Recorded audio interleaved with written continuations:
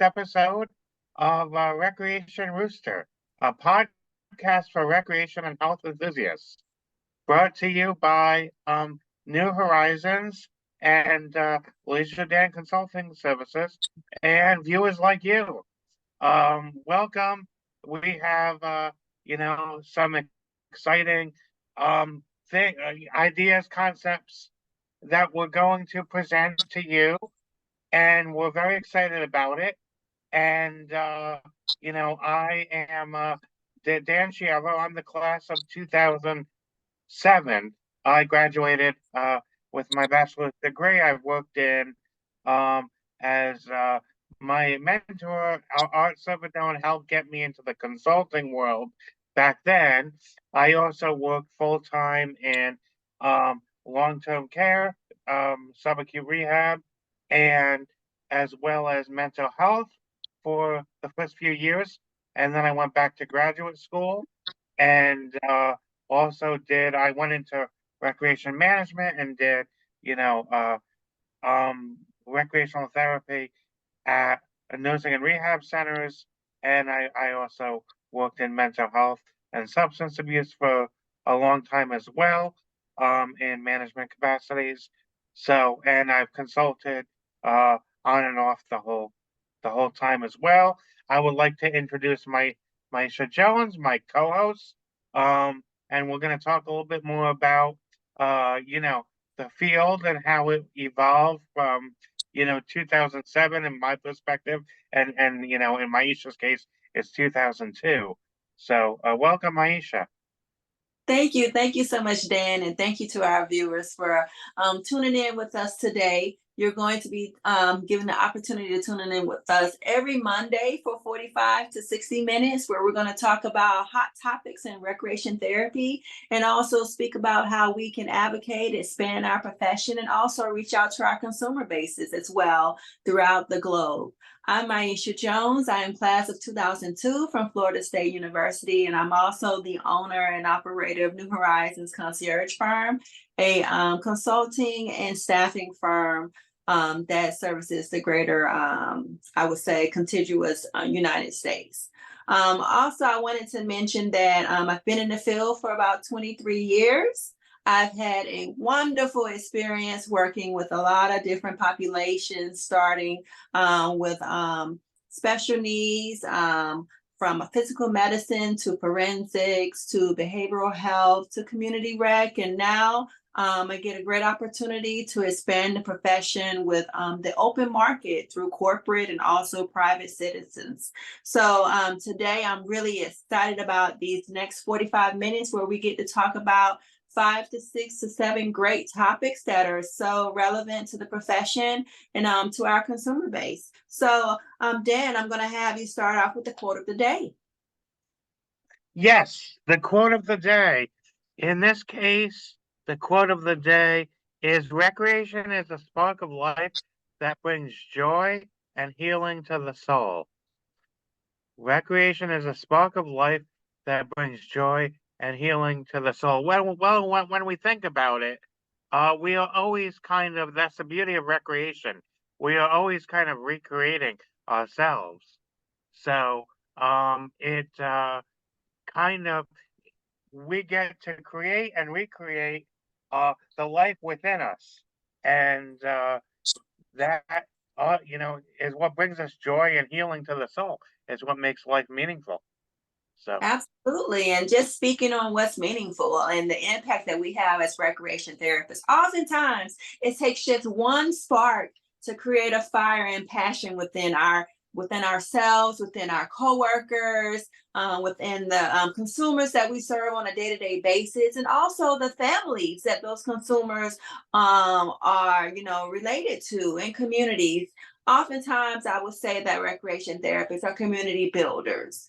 On top of being recreation therapists that utilize recreation modalities within, clinical interventions to affect change and to improve skill and functionality, we also help our consumers to create a sense of community with one another, to create a joy and to also to have lasting experiences with one another that they can glean from and share with others and build life resiliency, to have a beautiful life full of vitality and hope and joy. So I love that quote of the day. Wonderful one, indeed. Yeah, absolutely. And it really is, not only are we creating and recreating ourselves, creating community, and also it's has healing properties in, mind, body, spirit, but physical, cognitive, social, emotional, spiritual, because we're whole people. So that's really critical in terms of what we do and health. I graduated, by the way, from SUNY Cortland, which has a very well-known uh, recreation, parks, and leisure studies program, including therapeutic recreation. And they have master's degree programs, graduate certificate programs, that's available now online too. So people could do that from all over the place. And I know that they're nationally recognized. From that, I've met people from all over the country doing that. To expand on my, experience as well, I work with, like I was saying, both long-term care, short-term rehab, mental health, substance abuse, and people with physical disabilities as well. Most older adults have physical disabilities. As well as brain injuries as well, big time. I mean, pretty much, I've almost worked with every population, both in direct care and a management capacity. So, That's wonderful. um, I'm glad that you were able to share that with us. I mean, just speaking about the many subpopulations that we get to affect change and improve functionality with is one of the, I would say, superpowers that we have as recreational therapists. So I encourage each and every recreation therapist to, to definitely take into consideration that you can work with so many different populations in so many different settings. So never let anyone pigeonhole you into one particular setting. Absolutely. right, yeah, exactly. And not only that, the field is moving very much from what was once much more of an institutionalized facility, placements to more uh, integrative in the community based settings that promotes inclusion, including people with disabilities, into more mainstream populations and more community based settings. Because nobody really wants to be in a institution uh, in many ways. People want to be out and integrated into the community. So that's very critical to what we do. And kind of a little bit about how I've seen the field moving in general. Um, there's been a little bit of a sea change. Of course, the technology of things is one of the big things that's advanced, I know, since 2007. I mean, and actually, uh, for people living independently now, these devices really help people live independently. We now have beepers and reminders and everything, so that way people can take medication and remember their daily routines and schedules and stay in the community longer, and with more independently than at a previous time. Even from back in 2007, a lot of the technology has become a lot more widely available. So, I mean, I remember, and when I graduated in 2007, when it had smartphones, it kind of has advanced since then. I mean, since the early 2000s, like the internet, the 90s and 2000s, internet was really in its infancy in many ways, its adolescence, uh, and now it's really moved forward where you can get all kinds of technological services all over the place, technological goods and services all over the place, and that's really become a very big thing in terms of connecting people. Yeah. Um, and of course, I mean, there's other things like meetup.com that's been created, and um, different types of even there's even dating apps and Facebook groups and other social media. The social media explosion has provided a lot of opportunities to really connect with people. Even Uber, Lyft, and the rideshare services are helping bridge the gap where people have transportation in more rural areas and are able to be a lot more independent. So uh, I I agree. I would also say that, having these additional tools with the deinstitutionalization of access of services for our consumers, with them now being in integrated health and recovery systems in community settings, it really gives us as RTs a great opportunity to utilize this technology, but also to advocate for our consumers to ensure that they didn't move from one place of institutionalization in a huge building to a smaller home that is institutionalized. So we have to be mindful that in the new settings that our clients are now in, that some of our clients are now in, that they have the opportunity and the freedom to exercise their free will, to have access to leisure, to have access to options and choices and preferences as well. I do know that one study that was done just recently about ways that we as recreation therapists can determine if our client is indeed still in an institutionalized setting is the burrito test. And the burrito test is this: can your client comfortably get up at any time of the evening to get a burrito out of the freezer, put it in the microwave, and make themselves a burrito? Something so small and so what we would say is common day type of activities, oftentimes in institutionalized settings, is something that our consumers and our clients are not able to do. So we have to understand that institutionalization had a lot of rigidity to it when it came to the schedule.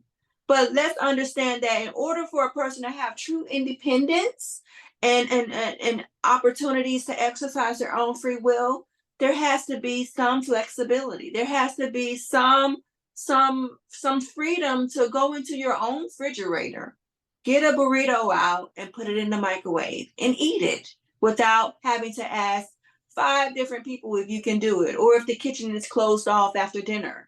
So these are the type of things that even when we go and we shift into community settings now, right, that we also continue to advocate for our clients and consumers to be able to live life and live life the way that they want to live it, safely, healthy, and happily.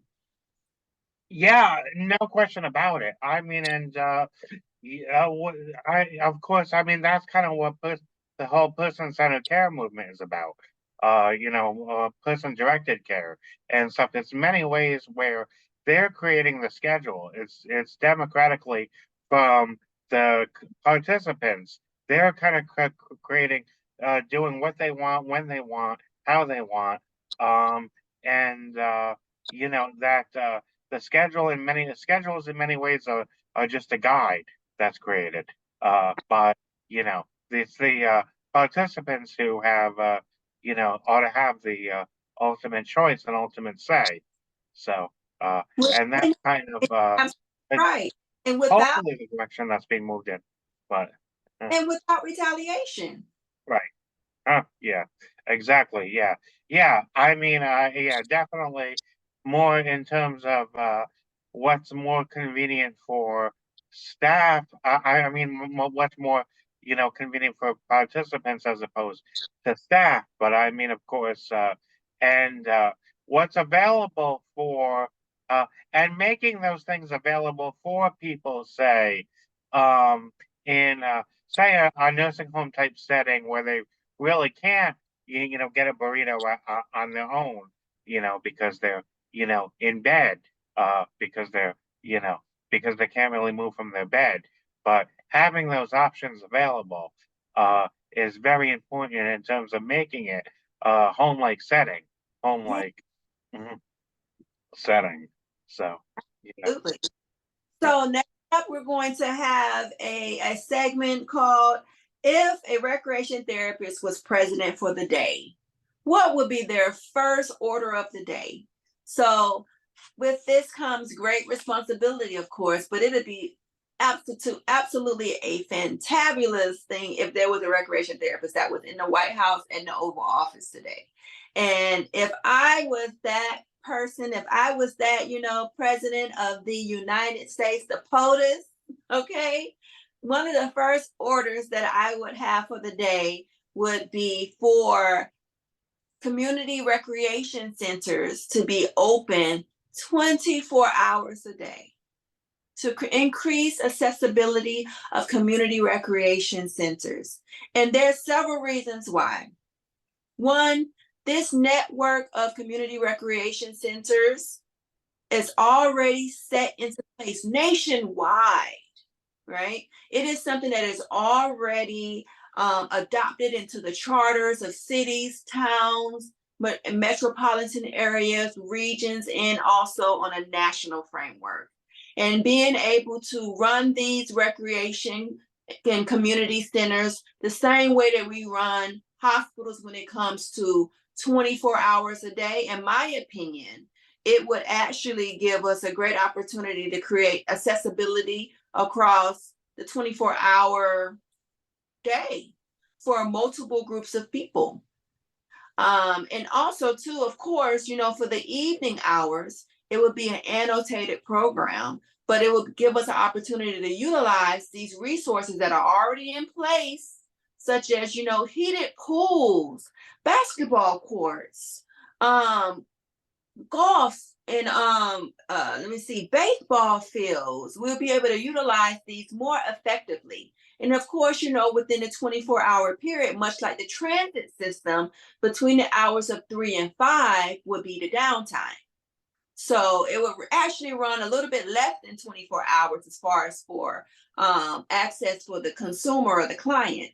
However, that 3 to 5 period, it would give the staff that are already in place opportunities to refresh, regroup, and to reset equipment and different facility items that need to be done. But that would be, of course, my number one order, my first day in office as the president of the United States. What do you think about that, Dan?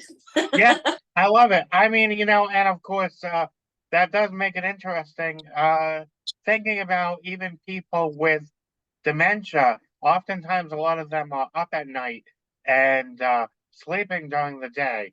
So it would be able to accommodate, you know, people with dementia, which would be a beautiful thing, as well as other people with brain injuries whose sleep wake cycle is off because of that.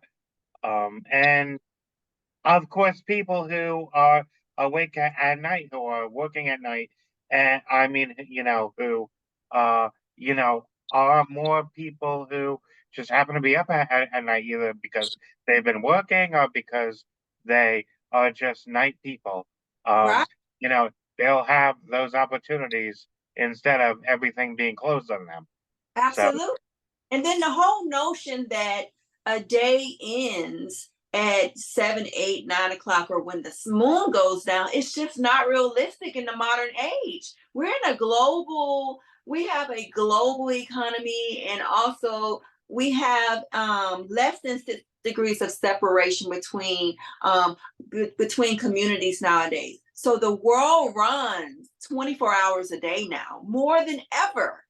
The world yeah, runs 4 hours a day. So I right. think if we could definitely utilize that as a way to increase accessibility, to increase opportunities for people to get access to interventions that reduce stress and improve fitness and optimal functionality, all in the 24-hour period. Yeah, yeah, definitely. Well, I mean, and one of the big issues is, well, for one thing, technology keeps us up later. That's just the reality. That, especially with all the social media and everything, that people have an instant access to all the stimulation that keeps people up later. And secondly, also, having one of the big problems with people with disabilities is there, even as we're moving towards more community-based services, there are often still, especially in rural areas and other uh, places where there's stigma, etc., they're cut off from the rest of the community. Right. So having an inclusive place where they could go and get support and really feel empowered, build community, build democracy, be exposed to people they might not otherwise be exposed to, that's huge, you know. And this is not a new concept.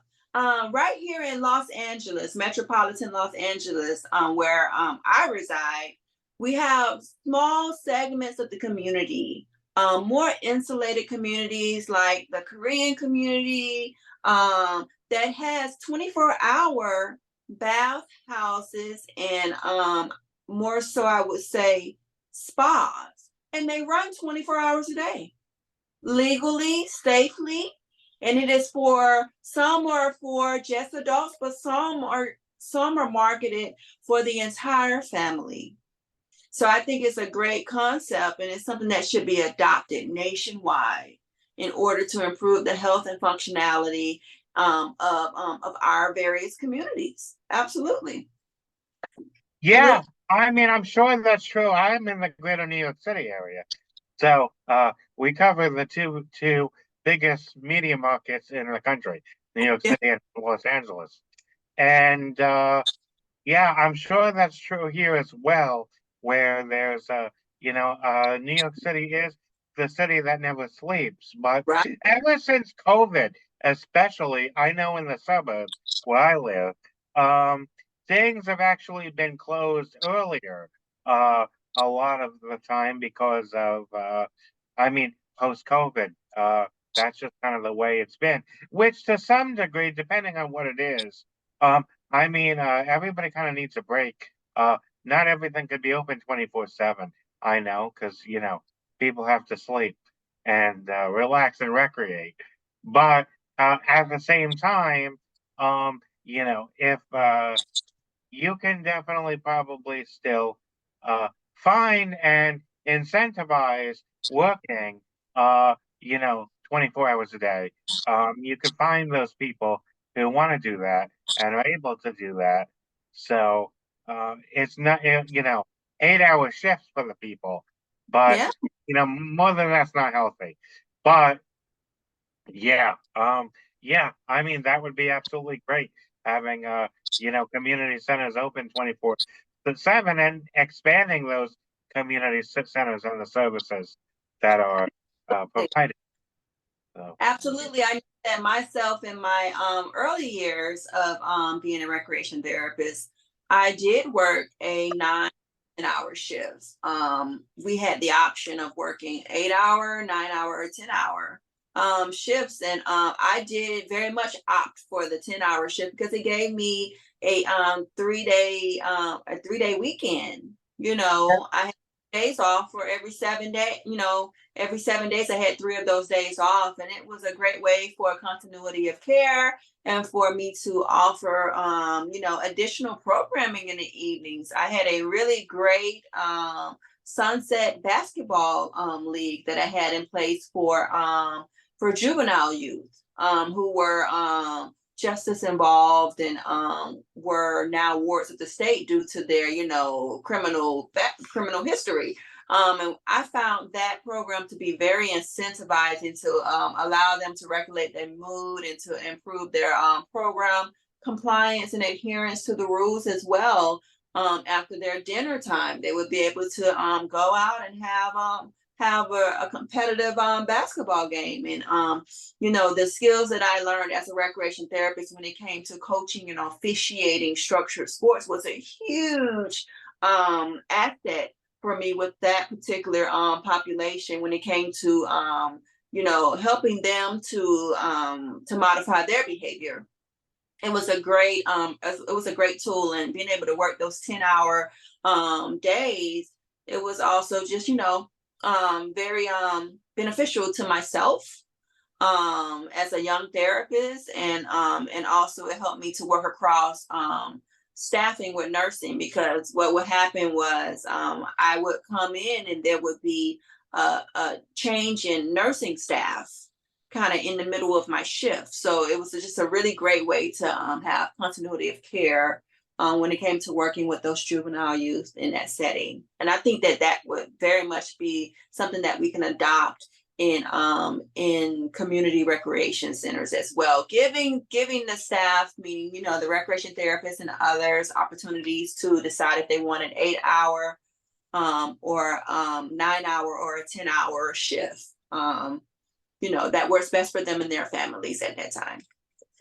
No Absolutely. doubt. I mean, of course, and you know, um, definitely having those 8, 9, 10 hour shifts, as long as, in my view, as long as you're not really pushing people much more than 40 hours. Right. Because I mean, I don't think it's much healthier to work 50, 60, 70 hours. So everybody has to have work-life balance. But yeah, uh 10-hour shifts on 3-day weekends would be a great idea. I think it was really, Definitely. I think it was really important that you did bring up the concept that a lot of recreation therapists tend to work more than 40 hours a week, and oftentimes without Yeah, compensation. I think that that's a yeah, huge topic definitely dive into more, because I feel like what happens with a lot of recreation therapists is that we're giving caseloads and we're giving obligations and responsibilities that might take more than a 40-hour week. There might be a reduced staffing matrix for our discipline as well that doesn't give us the essential staff that we need to get the work done. So, ensuring that if we did go into community recreation centers, that we were able to cap off and have other safety measures in place to ensure that recreation therapists aren't overworked and underpaid, right? And pressured to work more hours is definitely in place. And I think a big part of that is ensuring that there is a management structure in place for recreation therapists that work in community recreation centers, meaning that recreation therapists that work in those settings, that they have supervisors that are recreation therapists, that they have yeah. chiefs that are recreation therapists as well, who understand the gravity and all of the hard work that we put into planning and facilitating and doing all the great interventions that we do on a day-to-day basis. So yeah, so that was my thoughts on that one. We're going to move on to the next topic. Let's talk about looking forward. So, when we think about looking forward, we're talking about forecasting of what we see recreation therapy can be 5 years, 10 years, 1 year from now, 6 months from now. So, the first thing that came to my mind was giving an opportunity for us to work on our minimum requirements for our assistants. I often feel as though our recreation therapy assistants could benefit so greatly from having a certificate program or some minimum standard of knowledge and training and skill building that's given to them. Because many of the recreation therapists that have, I feel, the heart and the passion to go into recreation therapy, oftentimes they come in as a recreation therapy assistant or they come in as a recreation therapy technician. And I really feel as though we should give them more of a clear path to becoming a credentialed provider, a credentialed therapist. And it will also strengthen the work that we do.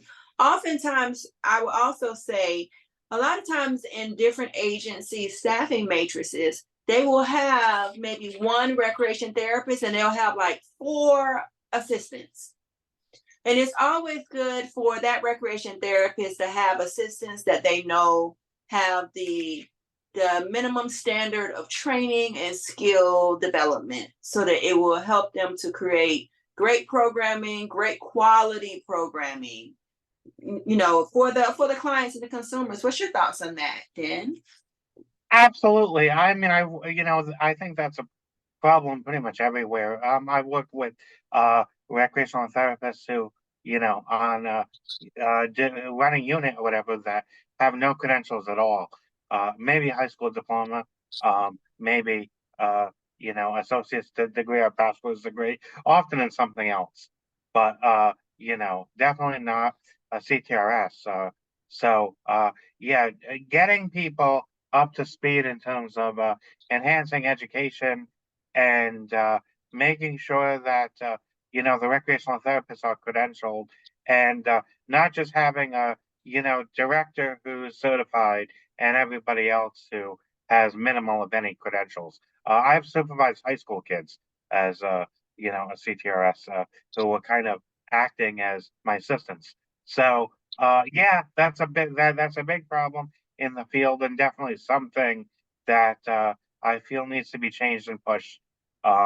So and now with this we actually have voices to do something about it, maybe a little bit. And So my thing on it too, Dan, is that I was thinking about just the dynamics, the change in dynamics that happen when you have to supervise volunteers or minors versus supervising adults, right? That brings up a yeah, whole other dynamic that we can dive into, on one of our future podcasts as well as supervisors. Me myself being a regional manager at the Greater Los Angeles VA, I do have both recreation therapy assistants and I have credentialed recreation therapists. And I am very thankful that our civic development and community engagement service at the VA manages all of our volunteers, because that brings up a whole nother conversation about ensuring that we train, orientate, and organize efficiently enough to offer quality programming to whomever your consumer or your clients are for whichever agency that you're working with. So yes, I think that moving forward, and also to just bringing into consideration the timeline, I believe that our recreation therapy assistants, that this is something that this action of having a certificate program in place for them is something that we needed yesterday, meaning that this is something that we need our collective bodies, our collective organizations to jump on right now. We are not reinventing the wheel here. Just speaking on occupational therapy, one of the great things that built resiliency within their ranks was that they did offer the certified occupational therapy assistant, the CODA. yes, yes, Um, that's right. and if you do notice in a lot of different staffing matrix, they have a considerable amount of CODAs that are in place that Yes. aid in offering services to the clients to the clients under the instruction of a credentialed OT. And I feel like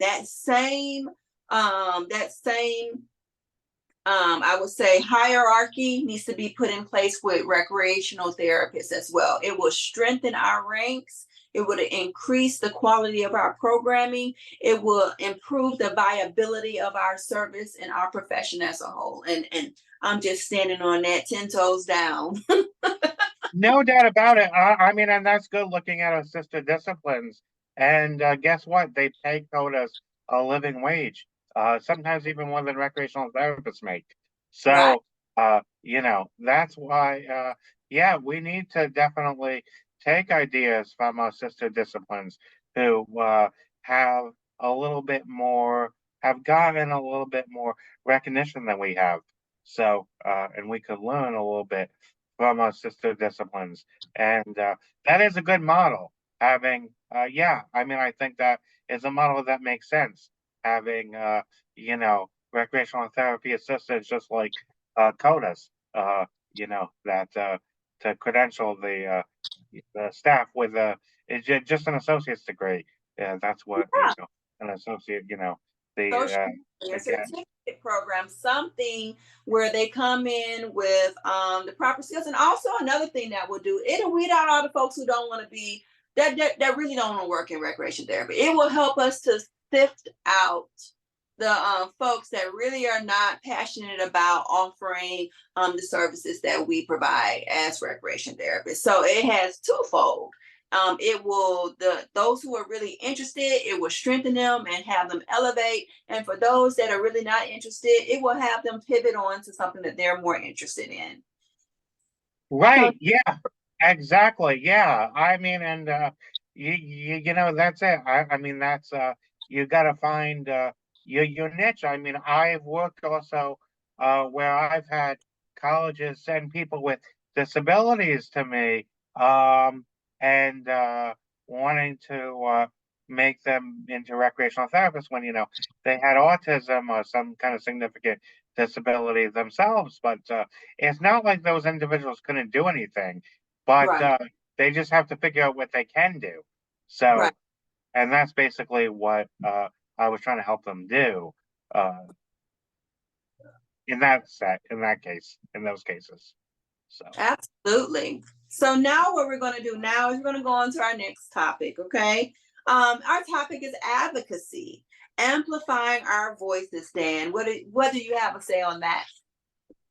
yeah, well, we need to create spaces like this, whereas to get the word out and advocate for our profession, and realize that it's almost like uh, the doctors send a script for PT and OT.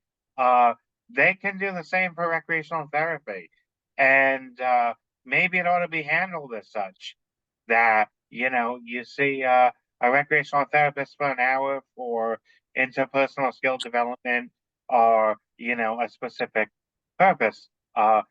Processing thoughts and emotions, learning wellness strategies, etc.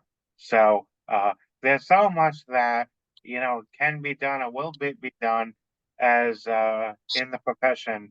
There's so much that I'm hoping that you know we can use our voices to help get and advocate for. So I'm excited for this whole chapter and yeah, Recreation Rooster. Yeah, I love Recreation Rooster. Let's just talk a little bit about how we came up with Recreation Rooster and literally how we met and how technology plays such a huge role in it. I'm sure our viewers would love to hear that. So I wanted to mention the power of, I would say, technology. Um, Me and Dan, we actually met through LinkedIn, if I'm not mistaken. Oftentimes in recreation therapy, we crisscross each other at different conferences and on different group chats and group email feeds and stuff through the various collective organizations and schools. And we found that we had a lot of things in common and that we had a more of a progressive stance on where we see recreation therapy going, along with the demonstrated evidence that we were able to provide, quality, competent, and professional services to our clients. So we connected on LinkedIn, and the idea of magnifying and amplifying our voices through Recreational Rooster actually came from Dan. So thank you, Dan. And then we put our heads together and we came up with the concept for the podcast. Yeah, indeed, for sure. And yeah, I mean, actually, I got to give credit to Danny Petrie and his what he does Yeah, in terms of use and all of that. That's actually where I first heard your name, and I might have tried to get a hold of you through that contact information. I don't know if I was able to, but I know I definitely did through LinkedIn. I got a hold of you through that, and that's how uh, we don't network enough in this profession. I really feel like it, and I mean, of course, with technology, I mean, it's possible for us to do this, which is amazing. I'm on the East Coast. Myisha's on the West Coast, so for her to do that, I mean, for us to do that nowadays, it's amazing. So it's amazing. I mean, even when I was working in mental health in terms of running a lot of groups, uh, I would have been really pushing and promoting things like uh, meetup.com and which wasn't available then, and I have in more recent times pushed for to promote those, and of course rideshare services, because money and transportation, finding that community and connection, those were the big barriers for a lot of the people with disabilities. So, absolutely. And you are correct. Recreation therapists don't network enough. And we have to understand that networking is more than making connections. It is making actionables. After those connections, I can tell you how many times I've exchanged business cards, phone numbers, emails with recreation therapists over the last 23 years. And looking to make those actionable, those actionable movements with these connections. And I would say less than 20%. So I find this to be just so great that today, after us speaking about starting Recreation Rooster over 2 years ago, that we're actually moving forward with it. And we want to thank all of our viewership for going along this journey with us, edifying and building and lifting and amplifying each other up 100%. Yeah, I mean, and that is it. I mean, I'm not gonna lie and say that doesn't take work. I mean, of course, networking. It seems all fun and games, meeting at cocktail parties, talking to people. But a lot of it is the follow up. Actually sitting down with people and figuring out how you could best work together, and that those types of strategy discussions and figuring all out that process is the work of it. And it pays off if you're willing to do the work. It really does. Because I Ooh, met, you know, I've gotten. I mean, they say most people get their jobs through networking, and a lot of great projects happen through networking. So that's kind of why it's very, very important to networking. I'm a big believer in that. Networking, networking, networking. People say that again and again and again, but it's so true.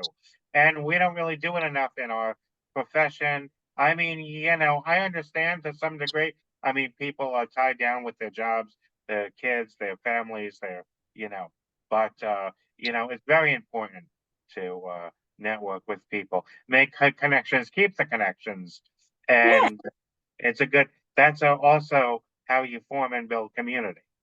So absolutely. And the other thing about networking is that it is an organic process of like-minded individuals connecting with each other that have common goals. So it's not yes, forced or pressured, right? And also to, just extending that hand of support to one another, be it through mentorship, sponsoring someone else that wants to go into the specialization that you may be in, connecting people with the right people. Because trust you me, this type of stuff happens at the grassroots level, and it also happens at the super PAC levels in Washington, D.C. for us, for all of our advocacy that we're doing on a national basis.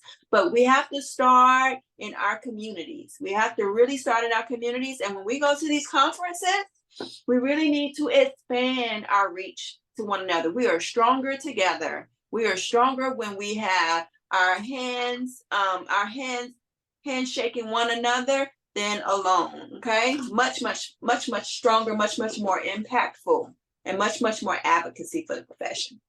no doubt about it. And I mean, of course, I knew it right away because it was apparent when I met Myisha, that she had her own business, which is very rare in our profession. We really need more people with their own business and also who are resourceful. I mean, Myisha has gotten third-party reimbursement. She's gone into the schools and provided services, and those are things that just don't happen in most of the country. So she's already quite accomplished in that.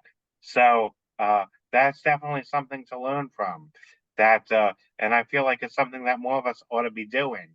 I mean, my own consulting firm is just, positions I've gotten over the years. That sometimes I've been fortunate to get.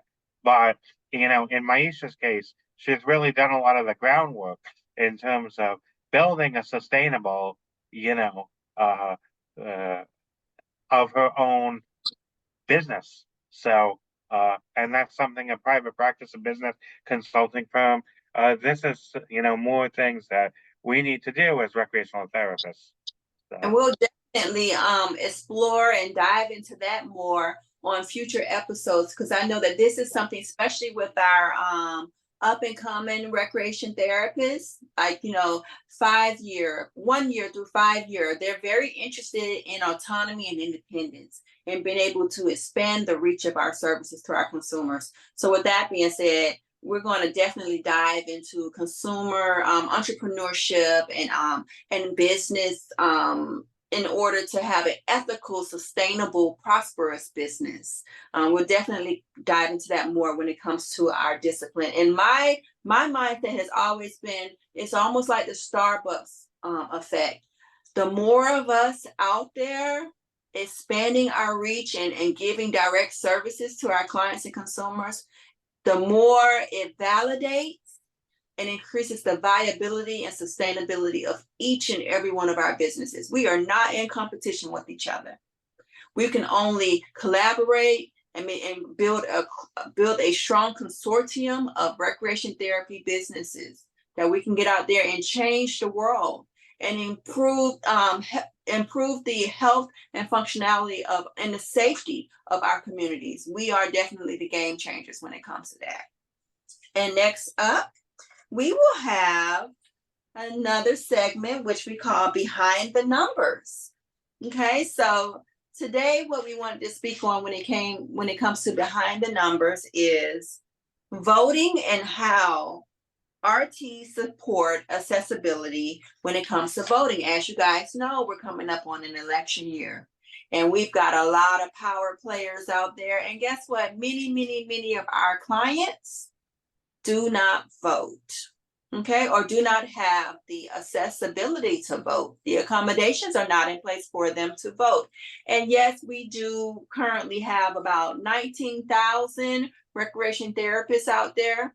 And I would love to hear what percentage of those 19,000 actually utilize this time to improve civic engagement within your populations that you serve.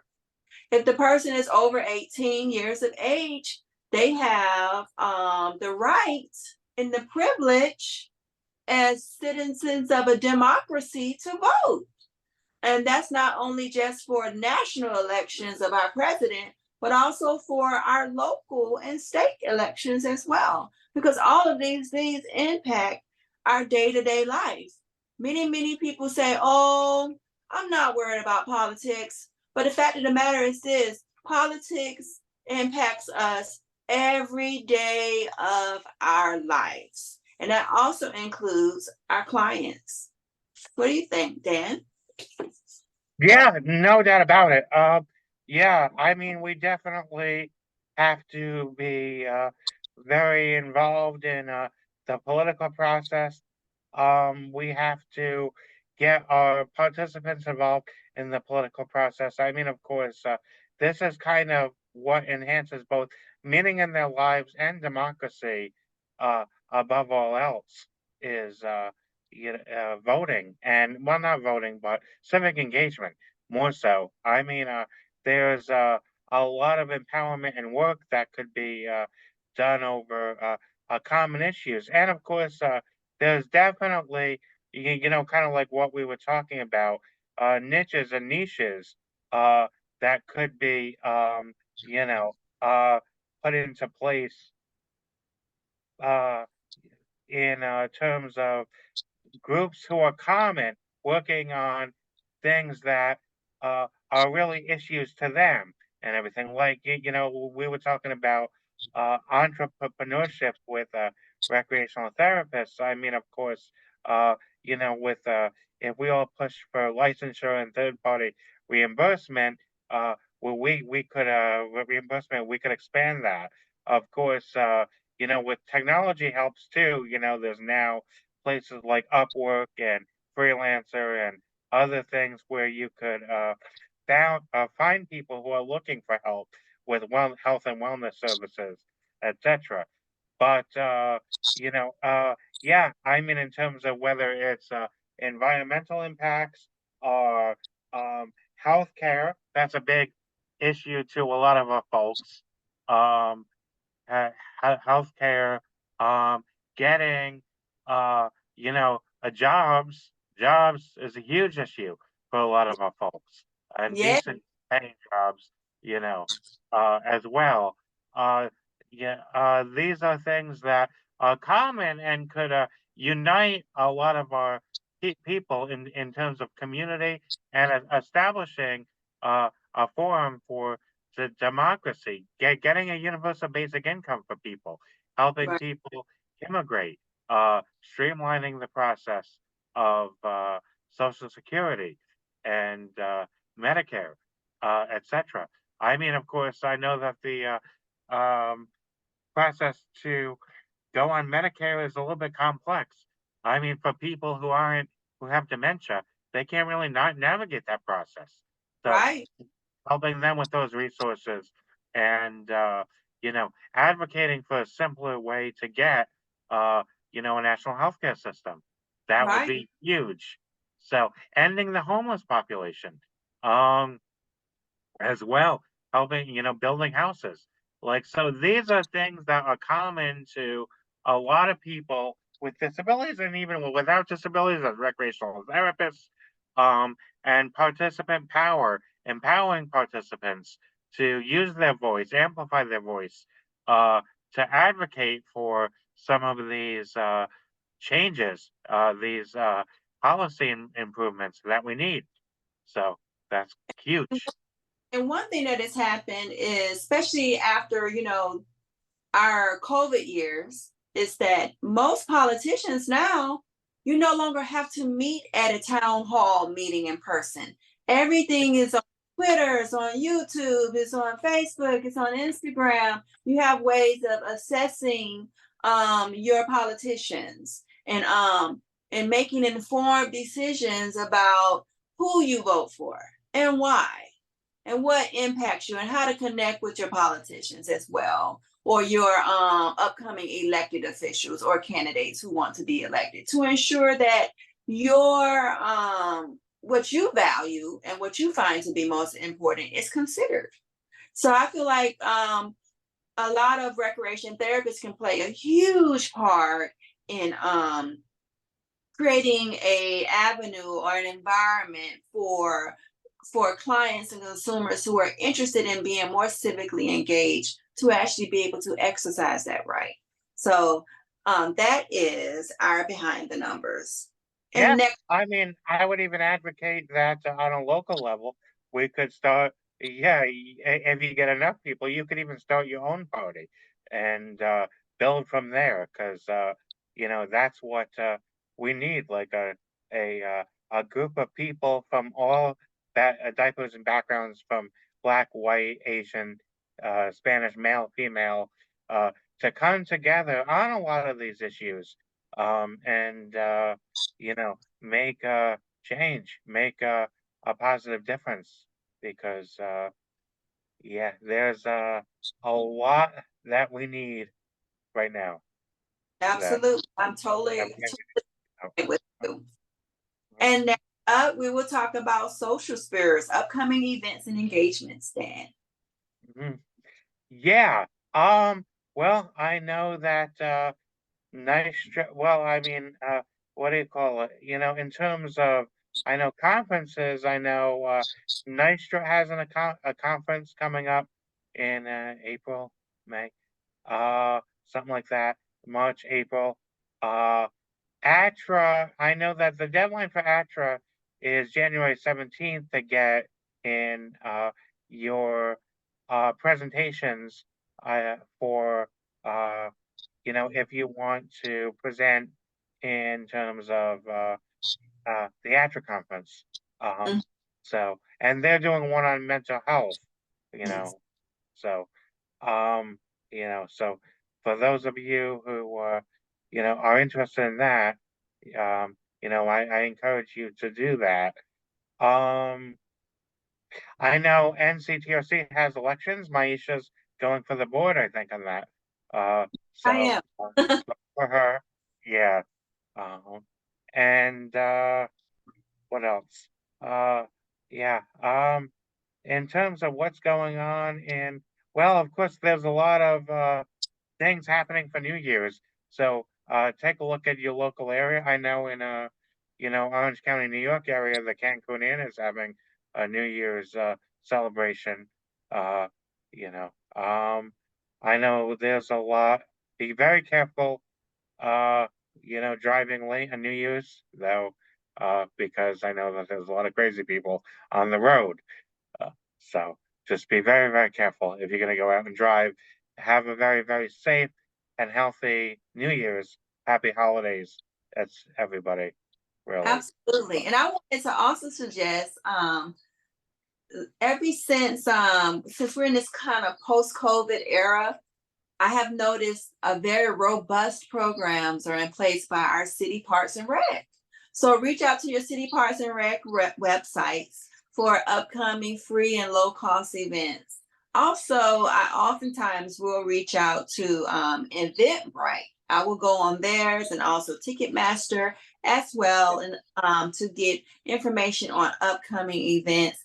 I would also say that it was always a great thing to reach out to your nonprofits.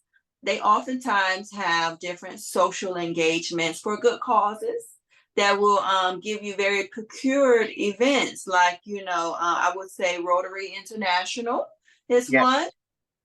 We also have Chamber of Commerce's for our recreation therapy entrepreneurs. And then also any other, the Audubon Society, National Parks and Rec Association as well. And just continue to, I would also say hospitality and tourism companies and city and county departments that cover travel and tourism. It's always great resources to utilize to find out what's going on in your community near and far. Okay. So Yeah, no doubt about it. I mean, meetup.com, I know a lot of them are having there's a lot of community events that they're having around the holidays now, as well. I know actually, well,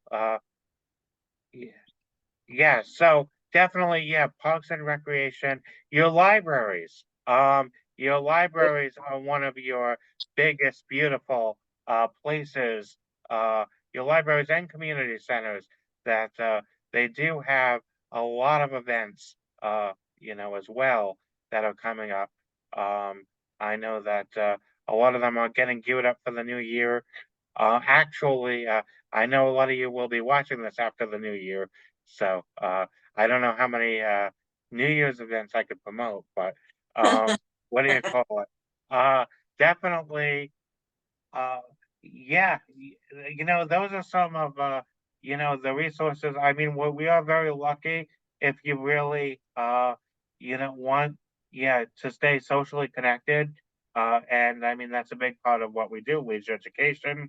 And so yeah, please reach out to a lot of your local parks and recreation departments, libraries, a lot of the school-based programs. I know there are schools and even community colleges and colleges that have talks and events, authors talks and events. So reach out to them. You could even get on a lot of email lists. Churches, synagogues, this time of year especially with the yeah, holidays, is also they have a lot of uh, you know uh, and mosques as well. I mean, they have all kinds of programs for the holidays. Even though some of you might see this after the holidays, but still, those are great places to stay socially connected. So reach out to the local ones in your area. absolutely. Thank you, Dan. That was wonderful. So next up, because we're rearing to the end of our first episode, we're going to talk about a fact about recreation therapy. So the one fast fact that I wanted to give our viewership today is that most recreation therapists are also trained to drive wheelchair vans and other accessibility vehicles. So I think that is one thing in particular that people don't necessarily think about. That most of us are trained drivers of shuttles, of 9, 12, 13, and 15 passenger vans, of different, I would say, mobility devices or even vehicles. So oftentimes we find ourselves, every I would say every 5 to 8 years getting retrained on different ways to aid our clients in translocating from bed to wheelchair, from wheelchair to van or car. And then we oftentimes, for our more independent clients, we aid them in improving their skills within a co-treat with OT or PT for their own personal vehicles that might have adaptations. One would be very surprised how often mobility or lack of mobility is a huge, huge challenge in the home, in the community, when it comes to getting access to leisure and recreation and social engagement. So oftentimes, your recreation therapist may also hold a Class C or Class B license. So that's a fast fact about TR. Yeah, correct. I mean, of course, and that's one of the ways in which, when we're working for an agency, we help integrate people into the community, is driving people via those vans. Of course, I've also worked with bus companies, working with nursing homes to get community integration outings and that type of a thing, for a fee of about $100, depending on where you are.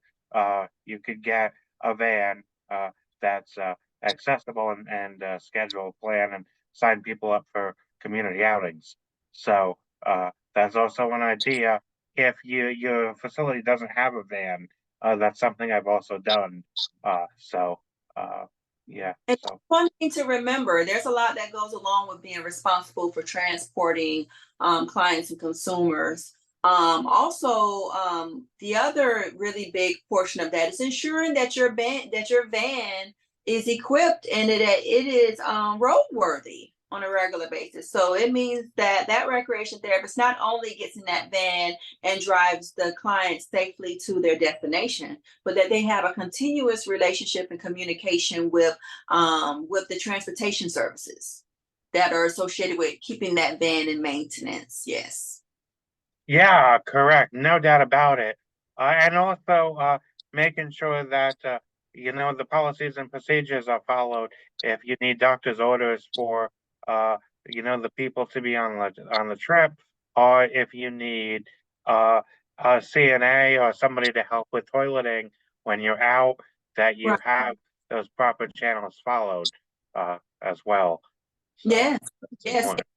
In addition to the fiscal accountability that comes with that, when it comes to um, accessing gasoline, having a gas card, or having some type of system in place to be able to gas up the car or gas up the vehicle, or in case of emergency roadside assistance. So there are a lot of different things that go into place when one takes on that responsibility. And I would actually encourage any RT, if you find yourself working at an agency and that's not written into your job description, however, they want you to do that, then you should definitely let them know that you have the skill sets and capabilities to do that if you are indeed trained, and that you would like more money.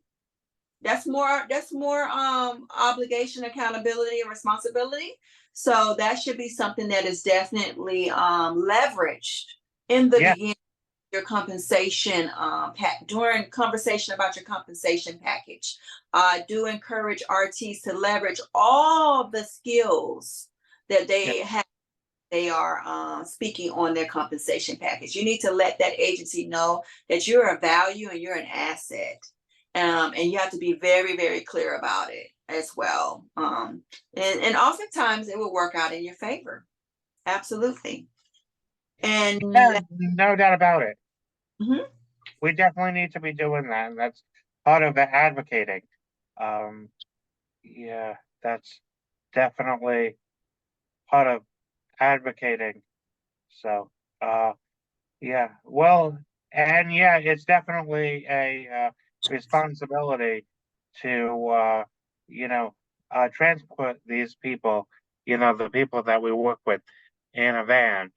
Um, and that's why, we want to, make sure it's done carefully, systematically, and properly, which is kind of basically what everything we do, uh, Absolutely. want to be done, carefully, systematically, and properly. So, but I mean, we can and ought to be able to do it, ought to do it. So, these are, you know, things that are very important for getting people integrated into the community. So, um, you and Absolutely. So last but not least, before we end our first episode for 2024, we have our last segment called Recreation Rooster Approved. This segment allows us as co-hosts to give our stamp of approval for an amazing program, amazing recreation therapist, amazing administrator, educator, tools, equipment that are essential to our profession that we think is simply amazing, and many, many, many more things. So I'm gonna pass it off to you, Dan. Who or what will be our Recreation Rooster approved person or item for today? well, let's see. I mean, I guess we could say, I had a few ideas with regards to um, a lot of, as you know, I sent you a list of professors and whatnot. Um, and I mean, we definitely need to look into more tools and everything like that. Uh, I'll pick Susan Wilson. She was my, academic advisor and also my internship supervisor, professor, both in undergraduate and graduate school, um, for one of my recreational therapy classes. And I would say, yeah, we could definitely stamp her as as recreation rooster approved. She was also the dean in the School of Education. I know for a while. I'm not sure if she still is. She's helped out with the softball team in many ways as well up there at SUNY Portland.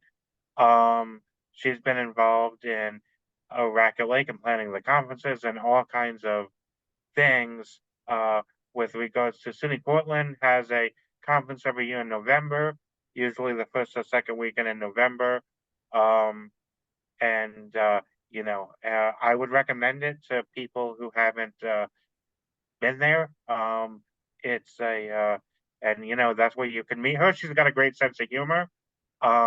Therapeutic use of humor is one of her special modalities, and um, yeah, so definitely she's been very good to me, and she's been very good to a lot of students. Actually, she was the nice for president for a while. I know, so uh, you know, she's definitely got, and she's a doctor. She's Dr. Susan Wilson. So she, So let's give a hand clap for Dr. Susan Wilson. And if anybody knows her, please pass the word that she's got the Recreation Rooster stamp of approval for all of her great work to edifying the profession and improving our services. So that's a cock-a-doodle-doo to Dr. Nancy Wilson as well. Dr. Susan Wilson, and of course, she also was the keynote speaker at the NYSTRA conference, I believe, sometime over the pandemic, either 2020 or 2021. So, yeah, she's definitely. I'll pick her today to Recreation Roots to approve her. Thank you. And thank you for correcting me. I think I said Nancy, Dr. Susan Wilson. I stand corrected. And so now what we're going to do, if you would love to reach out to us, please reach out. You can find me at Myisha at recreationrooster.org. That's M as in Mary, YISHA at recreationrooster.org. And Dan? Yes, I guess mine is Daniel at recreationrooster.org.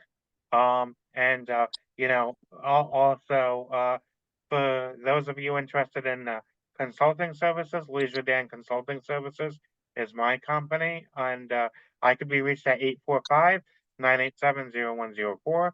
That's 845-987-0104, or Daniel at recreationrooster.org.